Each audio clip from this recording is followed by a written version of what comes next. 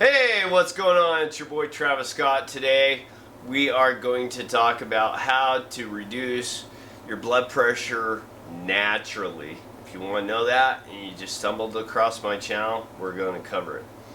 Okay, so if you're new to my channel, just to give you a brief description, Travis Scott.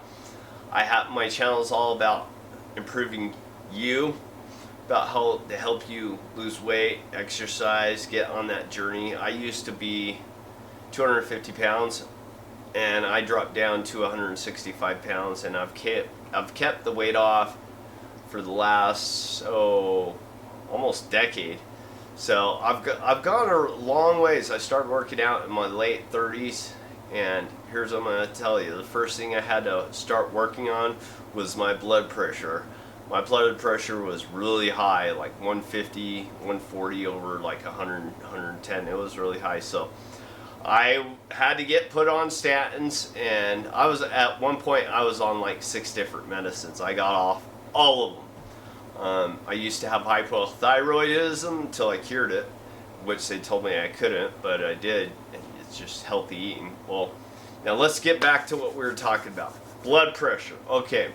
So if you got high blood pressure, these are the things you need to change, and it'll come down really quick. First of all, you got to give up fast food. I'm sorry. I mean, not completely, but if you're eating fast food all the time, you need to give it up. Fast food is toxic, poison. I don't even eat it maybe 2-3 times a year. That's it. I mean, but I'm not telling you to make that drastic step. However, there's a lot of sodium in fast food. It's designed to keep you sick. If you go to the supermarket, 80% of the food in the supermarket is designed to make you sick. Large sodium content, you look at your soup, 1,500 milligrams per 1 can. Well, guess what? You're only supposed to get no more than 2,300 milligrams of sodium per day. And some of these soups have 1,500 milligrams. All your TV dinners have 1,500, 2,000 milligrams. It's all designed to make you sick.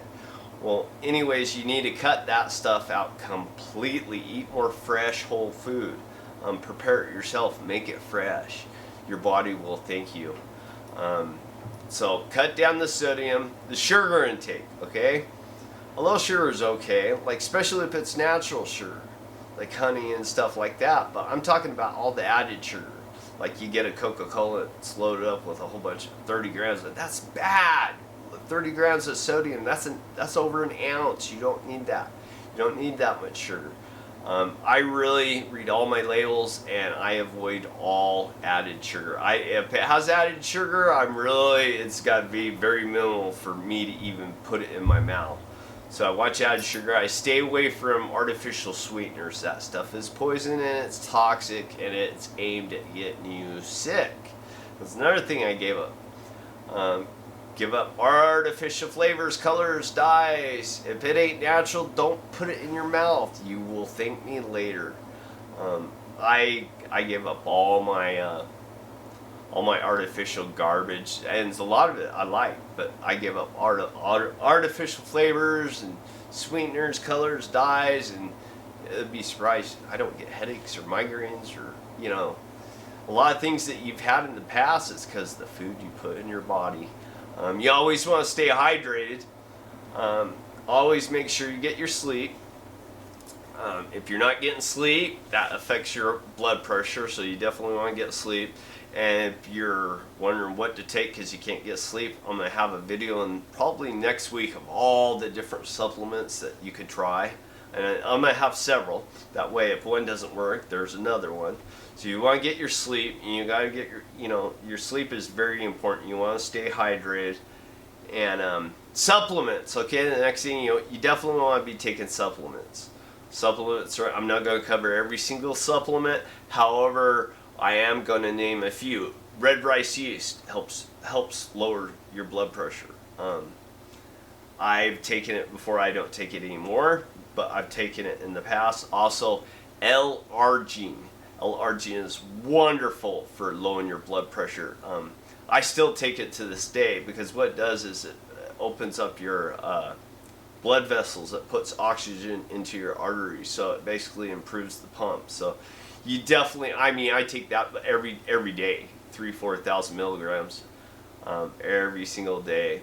So I've covered everything, you know, cutting out all the nasty fast food, eating more natural, definitely watching the sodium intake. Me personally, I quit eating at 7 o'clock. That's just me. But like, I don't worry about carbs. I eat a grip load of carbs. When people say, oh, only eat 20 carbs a day, I'm like, are you serious? No, thank you. I love my carbs. But yeah, if you follow this plan and start cutting all these things, you will see results. And one other thing I had to cover.